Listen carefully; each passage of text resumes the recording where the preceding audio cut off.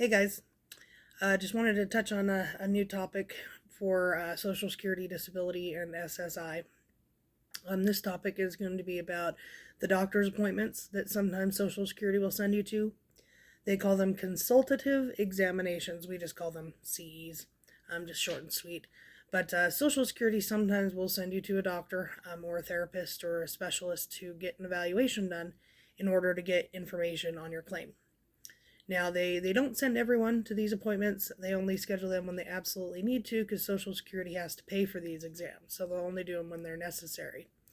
So these exams, there's a couple different ones. The two most common ones are just a general physical exam and a psychological exam.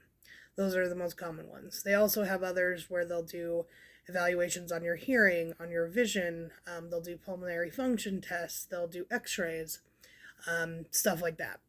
So, first off, when you receive a notice about an exam, it can tell you a couple of things.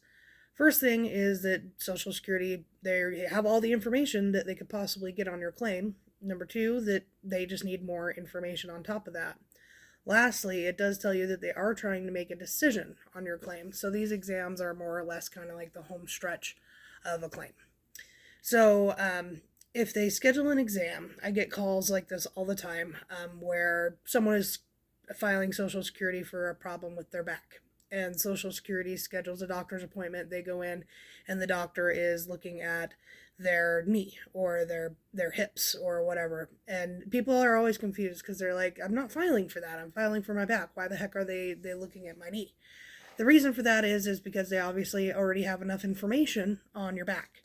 Okay, they just need information about other conditions that maybe your doctor doesn't really focus on.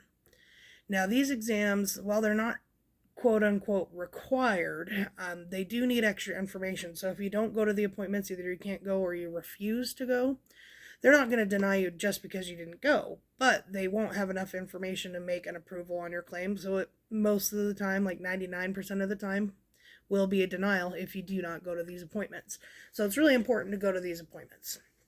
Now, with the psychological evaluations, those are pretty nice right now. Well, it's kind of good and bad since COVID. Since COVID, they're not doing all of them in person, so you can actually do those over the phone or over video, which they never used to do before. So those are nice. However, they are really behind on getting those scheduled. They just don't have a lot of therapists that are available like they used to. Social Security, when they schedule these appointments, first off, since they are behind, they have to speak with you directly. They are not going to be able to just speak with your attorney and get those scheduled most of the time. They have to speak with you directly, confirm that you're going to go, whether or not you're capable of doing a video appointment or not, those types of things. Because if they schedule them, they used to just schedule them, and if you didn't go, whatever. But now it's just taking away stuff that they could do for other people that are willing to go. So they will call you directly. Now, if they're scheduling a psychological evaluation, between the time that they call you and ask about that and the time that it's actually scheduled, could be some time. It could be 2 months. Sometimes I've seen it even be 3 months after they speak with you. And during that time, they're not really doing much on your claim because they have everything else that they need except for the exam. So it's just kind of sitting there, which is unfortunate. But yeah, you do want to make sure to go to those appointments.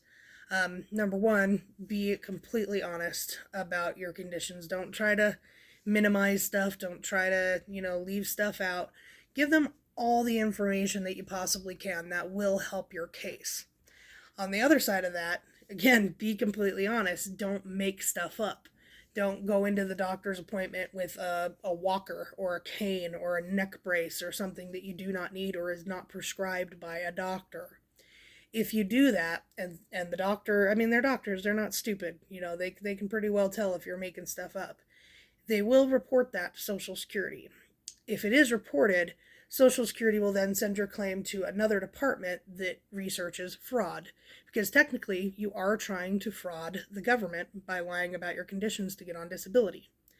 If it goes to that department, it will be there for quite some time. Because just like the rest of Social Security, they're behind. They're short-staffed. So your claim could be sitting in that fraud department for 2 years even, and you won't know that it's there because the disability examiners are not allowed to tell you that it's being researched for fraud. So they'll just tell you that they're working on it. There's nothing that they need. Just give it some time. while they're actually researching the fraud. So do not do that. Now, another thing that I get from people a lot is concerning x-rays that they schedule. And again, they might not be x-raying your main body part that's injured or disabled. They might be doing something else because they already have the information on your main condition. Okay, they just need extra stuff. Now, a lot of people call me and say, an x-ray is not going to show what is going on. You have to do an MRI. Social Security will not schedule an MRI. They also will not schedule CT scans because, again, they have to pay for these exams. They don't have any type of insurance or anything that covers it. It's all out of pocket for Social Security. So they will not schedule an MRI. They'll do the x-rays just to get the information that they can get, and they'll go with that.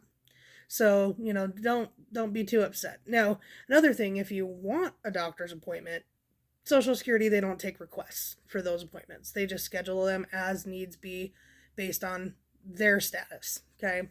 So even if you're bugging your attorney to get an appointment scheduled for you, they can't do anything.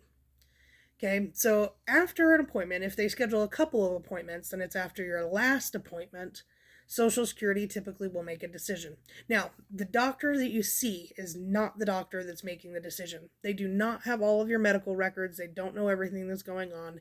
They're just simply doing what Social Security is telling them to do. So if that doctor, and I hate it when doctors do this, but they'll say, yeah, you're going to get approved, no problem. That doctor has no business telling you that because they do not make the decision.